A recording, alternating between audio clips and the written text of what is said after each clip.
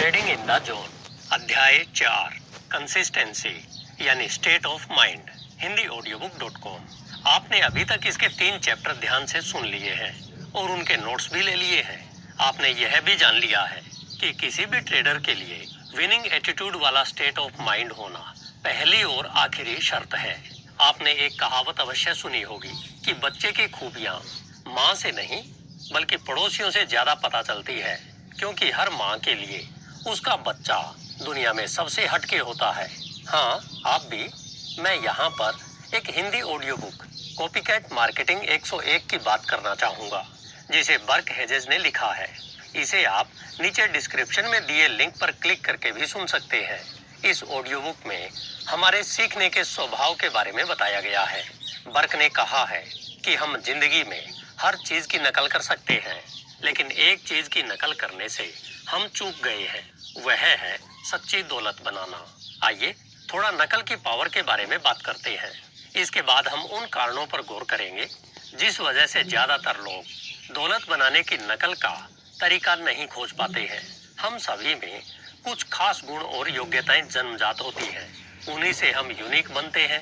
कुछ लोग बढ़िया डांसर होते हैं, कुछ कलात्मक होते हैं और कुछ बेहतरीन खिलाड़ी science, math, computer, mobile gaming आदि फील्ड्स के माहिर होते हैं।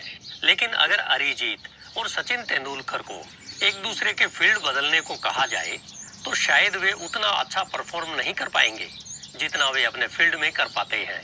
लेकिन इस एक बात में कोई विवाद नहीं है कि हम में से हर कोई एक चीज में बड़ा माहिर है, और वह चीज है नकल करना। क्या आपने कभी सोचा है कि हम नकल में कितने माहिर हैं? क्या बात है! इस क्षेत्र में तो हम सब में यह प्रतिभा कूट कूट कर भरी हुई है। हम कॉपीकैट यानी नकल करने में जीनियस हैं, और आपको यह जानकर हैरानी होगी कि इस मामले में पूरी दुनिया के लोग एक जैसे प्रतिभावान हैं। इसमें शक की कोई गुंजाइश ही नहीं है कि हमारे जीवन की छोटी छोटी आदतों से लेकर जिंदगी के बड़े बड़े निर्णय पर नकल लगभग हर पहलू पर असर डालती है। क्या आपने कभी यह सोचा है कि आप आज जो कुछ भी काम कर रहे हैं उन कामों को करना कैसे सीखा? जैसे कंप्यूटर, मोबाइल ऑपरेट करना और कपड़े पहनना, और ये सब आप बच्चों को कैसे सिखाते हैं? इसका एकमात्र उत्तर है नकल करके। यही हकीकत है। साइकोलॉजिस्ट इसे मॉडलिंग और मिररिंग कहते हैं, यानी पेशेवर नकलची। हम पालने से लेकर अंतिम यात्रा तक जीवन भर नकल करते रहते हैं, क्योंकि नकल करना आसान है। हमें हर बार शुरू से हर चीज नहीं करनी होती। यह कारगर है और हम में यह प्रतिभा जन्मजात है। अब जरा इस कहावत में थोड़ा बदलाव कर लें कि केवल अकेला बंदर ही जैसा देखता है वैसा नहीं करता है, बल्कि लोग भी जैसा देखते हैं वैसा ही करते हैं।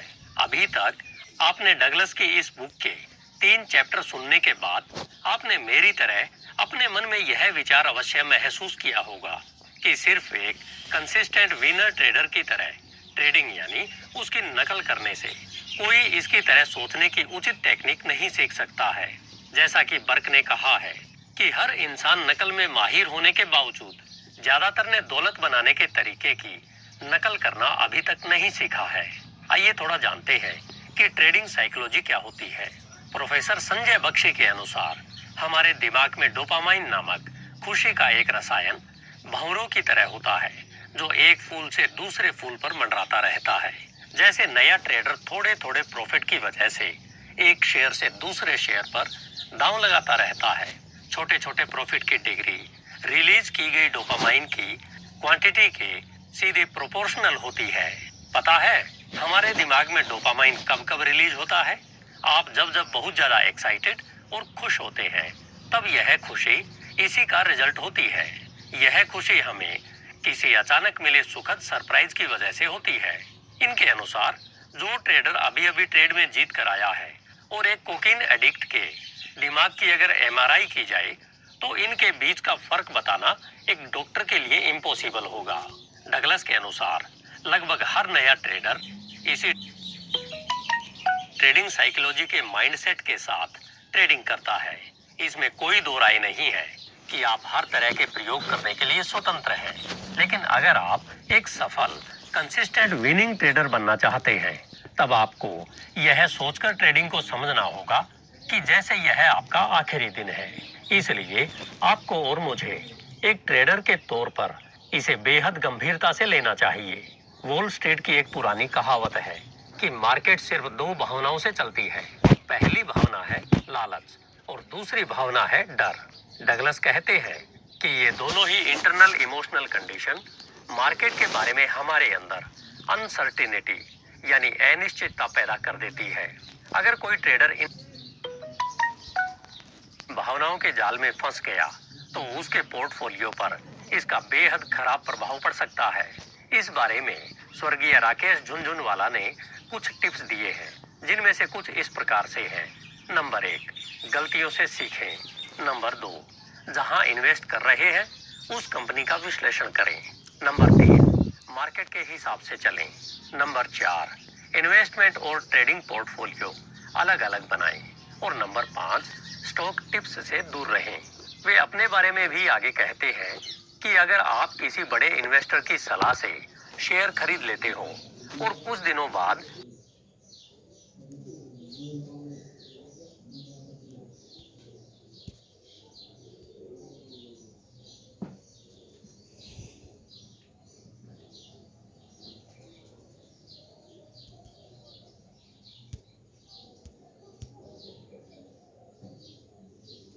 जिसकी आपको समझ नहीं है, तब आपको जिसने शेयर खरीदने को बोला था वो तो निकल जाएगा, लेकिन आप फंस जाएंगे। इसलिए इन्वेस्ट से पहले और बाद में एनालिसिस करना और करते रहना बहुत आवश्यक है। स्वर्गीय राकेश झुनझुनवाला से किसी ने एक सवाल पूछा कि क्या वह उनके पोर्टफोलियो को फॉलो कर सकता है। उन्होंने कहा कि ऐसी गलती कभी मत करना। आप मुझे फॉलो तो कर सकते हैं, लेकिन मेरी कॉपी बिल्कुल नहीं करना चाहिए, क्योंकि इससे आपको बहुत बड़ा लॉस भी हो सकता है। कंसिस्टेंसी यानी स्टेट ऑफ माइंड। डगलस ने पहले भी कई बार इस पर जोर दिया है कि सबसे अच्छे ट्रेडर को जो बाकी सभी से अलग करता है वह यह है कि वे किसी भी ट्रेड में ट्रेडिंग का डिसीजन लेते समय कैसे सोचते हैं। अगर आपका गोल एक प्रोफेशनल ट्रेडर की तरह ट्रेड करना और कंसिस्टेंट विनर बनना है, तो आपको इस आधार पर शुरुआत करनी होगी कि समाधान आपके दिमाग में है, न कि मार्केट में। कंसिस्टेंसी मन की एक ऐसी स्थिति है जिसके मूल में कुछ फंडामेंटल थिंकिंग स्ट्रेटेजी होती है जो ट्रेड के लिए यूनिक होती है। हालांकि शुरुआत में जीतने वाले को विश्वास हो सकता है कि ट्रेडिंग करना बहुत आसान है, लेकिन इस बारे में आपका एक्सपीरियंस क्या कहता है? अब जरा आप उन ट्रेडों को याद कीजिए जो आपके अकाउंट में प्रॉफिट का फ्लो लेकर आए थे। उनके लिए आपने जो भी सेल और परचेज किया था वह आपके लिए एक आसान डिसीजन था। अब अगर आप इस फैक्ट के आधार पर इस बात का अंदाजा लगाएंगे कि जीतने और बिना किसी खास प्रयास के प्रॉफिट कमाने से मिलने वाली पॉजिटिव फीलिंग को आपस में मिला दें, तो एक ट्रेडर के रूप में ट्रेडिंग से पैसा कमाना बहुत आसान है। लेकिन क्या वास्तव में ऐसा है? अगर वाकई ट्रेडिंग करना इतना आसान होता तो इसमें महारत हासिल करना इतना मुश्किल क्यों है? इस पैराडॉक्स से जूझ रहे इतने सारे ट्रेडर की समझ से यह अभी तक इतनी दूर क्यों है? एक और बात, अगर सच में ट्रेडिंग इतनी आसान है और यह ट्रेडर्स जानते भी हैं और उन्होंने इसका एक्सपीरियंस भी किया है, तब यह कैसे संभव है कि वे वह नहीं कर सकते जो उन्हें बखूबी करना आता है, जबकि मार्केट भी उनके लिए बार बार काम करती है? दूसरे शब्दों में, हम ट्रेड के बारे में जितना जानते हैं और विश्वास करते हैं और हमारे ट्रेडिंग के एक्चुअल रिजल्ट के बीच इतना विरोधाभास क्यों है? हमारी नॉलेज और ट्रेडिंग के बीच कोई संबंध क्यों नहीं है? ट्रेडिंग के बारे में हमारी सोच। ट्रेडिंग उतना ही मजेदार और आसान है जितना आपने इसे अपने प्रॉफिट कमाने के बाद में समझा था, लेकिन इसे इस पर्सपेक्टिव में महसूस करना आपके बिलीफ, एटीट्यूड या आपके माइंडसेट का काम है। यह वैसा ही है जैसा एक ही अर्थ के लिए दो शब्दों का यूज करना। उसी तरह विनिंग यानी जीतना और कंसिस्टेंसी भी खुशी, मौज मस्ती और संतुष्टि की तरह ही हमारे मन की अवस्थाएं हैं। हमारे मन की यह स्थिति यानी हमारा स्टेट ऑफ माइंड हमारे बिलीफ और एटीट्यूड का ही बाई प्रोडक्ट है। आप सही बिलीफ और एटीट्यूड के बिना कंसिस्टेंसी बनाने की कोशिश कर सकते हैं, क्योंकि आप इसके लिए स्वतंत्र हैं। आपको इसके लिए कोई नहीं रोकेगा, लेकिन इसका रिजल्ट वैसा ही होगा जैसा रिजल्ट आप बिना प्रसन्नता के खुशी महसूस करने के प्रयास में पाएंगे। यह संभव है कि आपकी परिस्थितियां अचानक इस तरह से बदल जाएं, जिससे आपकी बोरियत खुशी में बदल जाए। तब यह केवल बाहरी बदलाव की वजह से होगा, न कि आंतरिक बदलाव की वजह से। यदि आप अपनी खुशी के लिए बाहरी परिस्थितियों पर निर्भर हैं, तो इस बात की बहुत कम संभावना है कि आप लगातार खुश रहेंगे। जिस तरह बाहरी बदलावों के साथ ज्यादा समय तक खुश रहना मुश्किल है, ठीक उसी तरह एक ट्रेडर के रूप में लगातार सक्सेस होना भी मुश्किल है। मार्केट हमें लगातार सक्सेस देने के लिए ज्यादा कुछ नहीं करने वाली है। यह उन बाहरी बदलावों जैसी ही है जिन पर हम खुशी के लिए ज्यादा भरोसा नहीं कर सकते हैं। अब आपको जो लोग अपने आसपास वास्तव में खुश दिखाई दे रहे हैं, उन्हें खुश रहने के लिए एक्स्ट्रा कुछ भी करने की जरूरत नहीं है। वे उन चीजों में खुश हैं जो वे करते हैं। जो ट्रेडर कंसिस्टेंटली सक्सेस होते हैं, वे नेचुरल अभिव्यक्ति के रूप में कंसिस्टेंट होते हैं। उन्हें कंसिस्टेंसी के लिए कोशिश करने की आवश्यकता नहीं है। यह आपको एक तिलिस्म की तरह लग सकता है, लेकिन यह बहुत महत्वपूर्ण है। आप इसके अंतर को समझें। आप कंसिस्टेंट बने रहने की कोशिश नहीं कर सकते हैं, क्योंकि यह कोशिश आपको मेंटली रूप से अपॉर्चुनिटी फ्लो से आउट करके आपके इंटेंट को नकार देगा, जिससे आपके जीतने की बजाय हारने की संभावना अधिक बन जाएगी। आपने जीवन में बहुत बार अनुभव किया होगा कि पानी के बहाव के अपोजिट तैरने की बजाय अगर बहाव की दिशा में तैरा जाए तो यह उससे आसान होगा। उसमें एफर्ट्स भी कम करने पड़ेंगे और अनावश्यक एनर्जी भी खर्च नहीं होगी। जैसा कि आपने बताया था कि आपके सबसे अच्छे ट्रेड बहुत ही सरल और आसान थे। उन्हें आसान बनाने की आपको किसी भी तरह की कोशिश नहीं करनी पड़ी थी। वे तो बस आसान थे, उनमें कोई कन्फ्लिक्ट नहीं था। आपने तो ठीक वही देखा जो आपको उस समय देखने की जरूरत थी। आपने उस समय जो देखा उसी पर एक्शन किया। यह इसलिए था क्योंकि आप उस पल अपॉर्चुनिटी फ्लो का एक हिस्सा थे। जब आप फ्लो में होते हैं, तब आपको प्रयास करने की आवश्यकता नहीं होती, क्योंकि उस समय मार्केट के बारे में आप जो कुछ भी जानते हैं, वह सब आपके लिए उस समय अवेलेबल होता है। इस समय आप अलर्ट होते हैं, क्योंकि आपकी अवेयरनेस से उस समय कुछ भी छिपाया नहीं जा रहा होता है। आपके इस कार्य में कोई भी स्ट्रगल या फिर रेजिस्टेंस नहीं होता, इसलिए यह बहुत ही आसान लगने लगता है। लेकिन जब किसी काम के लिए हम जिस भी डिग्री में एफर्ट यानी प्रयास करते हैं, तो इससे पता चलता है कि किस हद तक स्ट्रगल या रेजिस्टेंस है। जैसे पानी के बहाव के विपरीत तैरने में ज्यादा एफर्ट्स की आवश्यकता होती है, उससे अंदाजा लगाया जा सकता है कि कितना स्ट्रगल है। जैसे जैसे बहाव तेज होता जाएगा, आपके स्ट्रगल की डिग्री भी बढ़ती जाएगी। इसके अलावा बहाव के साथ तैरने से तो आप बस इसे कर रहे होते हैं, आपको इसे करने की कोशिश नहीं करनी पड़ती। यह एग्जाम्पल हमें बताता है कि आप मार्केट से जो भी चाहते हैं और उसे पाने का जितना ज्यादा प्रयास करते हैं, तो इसमें कितना रेजिस्टेंस है, यह हमें स्वाभाविक ही अंदाजा लग जाना चाहिए। अगर हम इसे इग्नोर करते हैं, तब वास्तव में यह हमारा एक प्रोस्पेक्टिव है जो कठिनाइयों से भरा हुआ है। दूसरी ओर बेहतरीन ट्रेडर फ्लो यानी बहाव के साथ तैरते हैं, क्योंकि वे मार्केट से कुछ भी प्राप्त करने की कोशिश नहीं करते, बल्कि वे तो बस उस बहाव में स्वयं को उपलब्ध कराते हैं, जिससे वे मार्केट में किसी भी समय की पेशकश का लाभ उठा सकें। पहले की तरह यह भी एक पर्सपेक्टिव है, लेकिन दोनों में बहुत बड़ा अंतर है। डगलस ने चैप्टर 3 में हमें इस बारे में डिटेल में बताया था कि कैसे ट्रेडर फिजिकल और इमोशनल दोनों तरह के दर्द से बचने के लिए कितना कुछ करते हैं।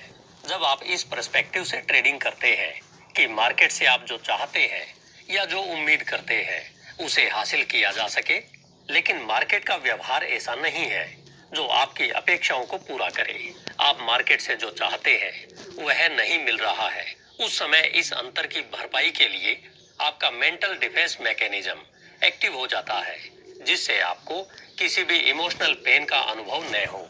मानव मस्तिष्क को इस तरह से डिजाइन किया गया है कि यह ऑटोमेटिक रूप से ऐसी जानकारियों को ब्लॉक करने का एक तरीका खोज लेता है जो हमें इमोशनल दर्द दे सकती है। इसी वजह से हम स्वाभाविक रूप से इसे उस समय महसूस करते हैं जब हमें वह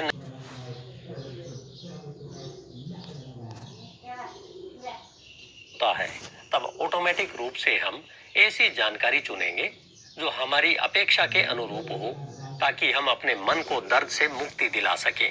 इस मन की दर्द मुक्ति के चक्कर में हम अपने और हो सकता है, होना चाहिए, होगा, इस तरह के थॉट फ्लो में फंस जाते हैं। सब कुछ जो आपके पास हो सकता था, होना चाहिए था, जो अभी अदृश्य दिखाई देता है, अपॉर्चुनिटी फ्लो हमारे बहुत नजदीक से गुजर जाता है। कंसिस्टेंट बनने के लिए आपको ट्रेडिंग के बारे में इस तरह से सोचना सीखना होगा कि अब आप सचेतन या अवचेतन रूप से उन मेंटल प्रोसेस के प्रति अति संवेदनशील नहीं है जो आपको अस्पष्ट ब्लॉक या जानकारी के आधार पर किसी चुनाव का कारण बनती है। बस खुश रहो, अपने आप को दर्द से बचाने के लिए काम मत करो, अपने आप को तो बस वह दो जो तुम चाहते हो। क्या आप जानते हैं कि ट्रेडिंग में 95% गलतियों का सोर्स भय होता है, और यह भय दर्द से उत्पन्न होता है।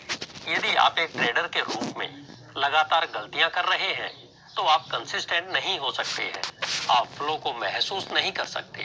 इस भय की वजह से ही आप जो चाहते हैं या जो आप उम्मीद करते हैं, वह आपके लिए साकार नहीं होगा।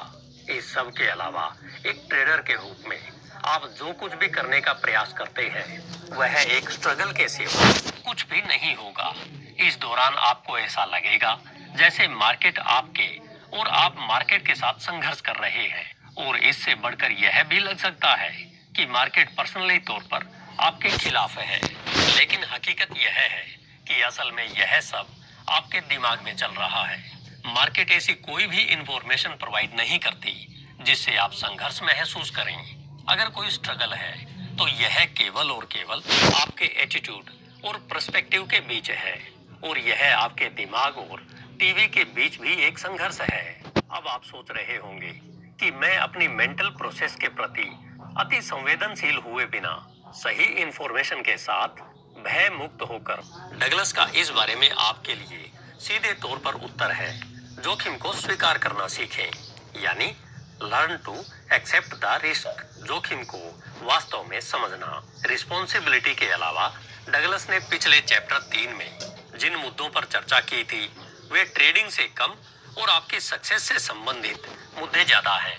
उसमें डगलस ने यह भी चर्चा की है कि रिस्क को एक्सेप्ट करने के कंसेप्ट को भी काफी ट्रेडर गलत ढंग से समझते हैं, और चैप्टर 1 में कहा है कि ज्यादातर ट्रेडर गलती से यह मान लेते हैं कि वे एक ट्रेडर है, इसलिए वे एक रिस्क टेकर भी है, लेकिन यह उनका ओवर कॉन्फिडेंस से ज्यादा कुछ नहीं है। रिस्क को एक्सेप्ट करना यानी इमोशनल परेशानी या इसके भय के बिना ट्रेडिंग के रिजल्ट को एक्सेप्ट करना होता है। इसका मतलब है कि हमें सीखना है मार्केट के साथ अपने स्वयं के रिलेशन के बारे में इस तरह से कैसे सोचना शुरू करें कि गलती होने, लॉस उठाने या मार्केट से गायब होने की संभावना हमारे मानसिक रक्षा तंत्र को प्रभावित न कर सके और हमें अपॉर्चुनिटी फ्लो में बनाए रखे। यदि आप रिजल्ट से डरते हैं, तो ट्रेडिंग का रिस्क आपके लिए अच्छा नहीं है, क्योंकि आपका यह भय आपके इंफॉर्मेशन के बारे में इंटरप्रिटेशन और आपके बिहेव पर आप जिस डर से बचने की कोशिश कर रहे हैं, यही इस तरह से हावी होगा कि आप न चाहते हुए भी गलती कर बैठेंगे। यहाँ डगलस एक स्पेसिफिक थिंकिंग स्ट्रेटेजी सुझा रहे हैं जो आपको हर पल फ्लो में बनाए रखेगी, जो हमारे बिलीफ के एक ग्रुप से बनी होती है। इसे सीखकर आप ट्रेडिंग से बचने की कोशिश नहीं करेंगे, बल्कि आप मार्केट में मौजूद रहकर अपॉर्चुनिटी फ्लो को इस तरह से डिफाइन करने लगेंगे कि यह हर स्थिति में आपको बेनिफिट देगा। क्योंकि जब आप किसी अपॉर्चुनिटी का लाभ उठाने के लिए स्वयं को उपलब्ध कराते हैं, तो आप मार्केट के बिहेवियर पर कोई सीमा या अपेक्षाएं नहीं थोपते। इससे मार्केट आपके लिए सशर्त जो भी करने जा रही है, उसे आप अपॉर्चुनिटी के रूप में डिफाइन करेंगे और इसे आप फील भी करेंगे। इससे आप अपने फुल पोटेंशियल के साथ अपॉर्चुनिटी पर कार्य करने लगेंगे। अब आपका स्टेट ऑफ माइंड यानी आपकी मनस्थिति मार्केट के बिहेवियर पर निर्भर नहीं रहेगी और न ही इससे प्रभावित होगी। यदि आप अपना स्टेट ऑफ माइंड यानी अपने मन की स्थिति को ऐसा बनाना सीख जाते हैं, जो मार्केट के व्यवहार से प्रभावित न हो, तब आप स्वयं और मार्केट के बीच के मेंटल स्ट्रगल यानी मानसिक संघर्ष का अस्तित्व ही समाप्त कर देते हैं। जब आपका यह इंटरनल स्ट्रगल समाप्त हो जाता है, तब आपके लिए सब कुछ आसान हो जाता है। उस समय आप अपनी एनालिटिकल या कहें सभी स्किल्स का फुल पोटेंशियल के साथ एक ट्रेडर के रूप में लाभ उठा सकते हैं। अब आपके मन में एक प्रश्न उठ रहा होगा कि जिस रिस्क से आप डर रहे हैं, उसके मौजूद रहते आप इमोशनल परेशानी और भय के बिना ट्रेड के रिस्क को कैसे एक्सेप्ट कर सकते हैं। यानी जब आप पूरी तरह से इस बात के लिए आश्वस्त हैं कि आप गलत हो सकते हैं, आप अपने पैसे खो सकते हैं या आप चूक सकते हैं, तब आप कैसे आश्वस्त और दर्द मुक्त रह सकते हैं। इस तरह आपको अपना डर और बेचैनी की भावना पूरी तरह से उचित और तर्कसंगत लग सकती है। जब आप मार्केट में चर्चा करके उस पर विचार करते हैं, तो उनमें से प्रत्येक संभावना वास्तविक लगने लगती है। लेकिन ये संभावनाएं सभी ट्रेडर के लिए नहीं होती और न ही मार्केट का डर सभी को समान रूप से डरा सकता है। हालांकि आपको इस समय यह लग सकता है कि यह डर सभी में समान रूप से होता है, लेकिन डगलस आपको यह विश्वास दिलाते हैं कि ऐसा नहीं है। वे कहते हैं कि जब आप डरते हैं, तो उस समय आप जो इमोशनल परेशानी महसूस करते हैं, वह इतनी वास्तविक लगती है कि आप यह विश्वास करने लगते हैं कि यह सभी में होती है। यह मानव स्वभाव है कि आप जिस चीज से डरते हैं, तो आप यह मानकर चलते हैं कि बाकी सभी को भी उसी चीज से डरना चाहिए। लेकिन साथ में वे यह भी मानते हैं कि सबसे अच्छे ट्रेडर किसी तरह अपने डर को साहस और आत्मनियंत्रण से बेअसर कर देते हैं। ट्रेडिंग में हमारे सामाजिक नियम लागू नहीं होते हैं। आपने यह पहले कई बार सुना है, जो सही है। निश्चित रूप से साहस, सेल्फ कंट्रोल या इनके जैसी कई ऐसी चीजें, एक या सभी विशेषताएं किसी भी टॉप ट्रेडर में मौजूद हो सकती है। लेकिन इसमें जो सच बात नहीं है, वह यह है कि ये विशेषताएं उनके बेहतर प्रदर्शन में कोई भूमिका नहीं निभाती है। साहस या सेल्फ कंट्रोल जैसे गुणों की आवश्यकता वहां होती है जहां एक इंटरनल स्ट्रगल होगा। ट्रेडिंग से जुड़ा कोई भी स्ट्रगल, प्रयास या डर आपको फ्लो से बाहर ले जाएगा और आपके रिजल्ट को कम कर देगा। यह वही टर्निंग पॉइंट है जहां प्रोफेशनल ट्रेडर अपने आप को बाकी भीड़ से अलग कर लेते हैं। जब आप एक प्रोफेशनल की तरह रिस्क को एक्सेप्ट कर लेते हैं, तो आपको यह भी ऐसा नहीं लगेगा जो खतरनाक हो। जब तक कोई प्रत्यक्ष धमकी नहीं दे रहा हो, तब तक डरने की कोई बात नहीं है। इसका मतलब है कि यदि आप डरते नहीं हैं, तो आपको ज्यादा साहस की आवश्यकता नहीं है। यदि आप तनावग्रस्त नहीं हैं, तो आपको स्टील की नसों की आवश्यकता भी महसूस नहीं होगी। इसी तरह अगर आप लापरवाहपन की क्षमता से नहीं डरते हैं, क्योंकि आपके पास उचित निगरानी तंत्र मौजूद है, तो आपको सेल्फ कंट्रोल की भी ज्यादा आवश्यकता नहीं होती है। डगलस यहाँ आपके द्वारा उठाए गए सवाल के जवाब में कहते हैं कि वे चाहते हैं कि आप इन बातों को हमेशा ध्यान में रखें। नंबर 1, ट्रेडिंग की शुरुआत करते समय बहुत कम लोग रिस्पॉन्सिबिलिटी और रिस्क के बारे में उचित विश्वास और एटीट्यूड के साथ शुरू करते हैं। आपको ऐसा करने वाले बहुत ही कम ट्रेडर मिलेंगे। नंबर 2, हर कोई उसी साइकिल यानी चक्र से गुजरता है जिसका वर्णन डगलस ने नए ट्रेडर के उदाहरण में किया था। जैसे हम लापरवाही से शुरुआत करते हैं, फिर हम डर जाते हैं, जिससे लगातार हमारी क्षमता कम होने लगती है। नंबर 3, जो ट्रेडर इस साइकिल को तोड़ते हैं और इसे अपने अनुरूप बनाते हैं, वे इससे बचना बंद करना सीखते हैं और रिस्पॉन्सिबिलिटी व रिस्क को एक्सेप्ट करना शुरू। इस साइकिल यानी चक्र को ट्रेडर तब तक सफलतापूर्वक तोड़ने का प्रयास शुरू ही नहीं करते जब तक उन्हें बड़े लॉस से, इमोशनल दर्द से न गुजरना पड़ा हो और इसका उन पर पॉजिटिव प्रभाव न पड़ा हो। इस चक्र को तोड़ने वाले अपने मेंटल एनवायरनमेंट में हो रहे बदलावों के बारे में तब तक अनजान थे जब तक उन्होंने उन पॉजिटिव प्रभावों को मार्केट के बारे में नए एटीट्यूड के साथ बातचीत करने के तरीकों को महसूस यानी अनुभव नहीं किया था। यही कारण है कि बहुत कम टॉप क्लास ट्रेडर वास्तव में इस बारे में बता सकते हैं कि उनकी सफलता के लिए कौन से अकाउंट जिम्मेदार हैं। अपने मेंटल एनवायरनमेंट को अलाइन यानी व्यवस्थित करें। इस सेक्शन में डगलस आपके मेंटल एनवायरनमेंट को एक प्रोफेशनल ट्रेडर की तरह ठीक से अलाइन और रिस्क को एक्सेप्ट कैसे करना है, यह सिखाना जीरो से शुरू करने जा रहे हैं। अब तक उन्होंने जो भी चर्चा की है, उनमें से अधिकांश को आपको वास्तविक कार्य करने के लिए तैयार करने के लिए डिजाइन किया गया था। डगलस अब आपको एक थिंकिंग स्ट्रेटेजी सिखाने जा रहे हैं, जिसका कोर प्रिंसिपल यह है कि बिलीफ कैसे डेवलप करें, यह सिखाना है, जिसमें आप सीखेंगे कि मार्केट के साथ आप सही तरीके से संबंध कैसे स्थापित करें, ट्रेडिंग के रिस्क को मिनिमम कर दें। जब लॉस के दर्द का खतरा दूर हो जाता है, तो डर अपने आप गायब हो जाएगा। फिर आप डर आधारित गलतियों के लिए अति संवेदनशील नहीं होंगे। तब आप एक ऐसे मेंटल स्ट्रक्चर को डेवलप कर पाएंगे जो यह देखने के लिए स्वतंत्र रूप से जो उपलब्ध है उस पर कार्य करे। बार बार लॉस उठाने की बजाय एक लापरवाह और नीडर स्टेट ऑफ माइंड को प्राप्त करने में बहुत मेहनत और समय तो लगेगा ही, लेकिन यह इतना मुश्किल नहीं है जितना आप सोच रहे हैं। डगलस का मानना है कि जब तक आप इस ऑडियो बुक को पूरा सुनेंगे, तब तक आप में से अधिकांश यह जानकर वास्तव में चकित रह जाएंगे कि आपकी प्रॉब्लम्स के सॉल्यूशंस वास्तव में कितने आसान हैं। और यहाँ पर कई मायनों में तो इतने आसान सॉल्यूशंस मिलेंगे कि जैसे कि आपका स्टेट ऑफ माइंड, या कह सकते हैं कि मेंटल प्रोस्पेक्टिव बदलते ही ये हल आपके सामने प्रकट हो जाएंगे। जैसा कि सॉफ्टवेयर को अनलॉक करने के लिए एक सही कोड मिलने पर होता है। हालांकि हर कोई एरर के साथ शुरुआत करता है, लेकिन जब आपको इस एरर के सोर्स का पता चल जाता है, तब आप इस एरर के सॉल्यूशन से मात्र एक कदम की दूरी पर होते हैं। हालांकि जब आप इसे सीखना शुरू करते हैं, तब आप में से कई पाएंगे कि आप एक आदर्श मानसिकता के पर्सपेक्टिव से केवल एक कदम दूर थे। हो सकता है वह एक कदम आपको ट्रेडिंग की प्रकृति के बारे में एक या दो गलत धारणाओं को रिप्रेजेंट करता हो, जिसे यह ऑडियो बुक हल कर सकती है। जैसे किसी घर की इलेक्ट्रिक वायरिंग में कोई एक छोटा सा एरर पूरी वायरिंग को बर्बाद कर सकता है, ठीक वैसे ही आपके मानसिक तंत्र में एक एरर पूरे मेंटल स्ट्रक्चर को स्टक कर सकता है।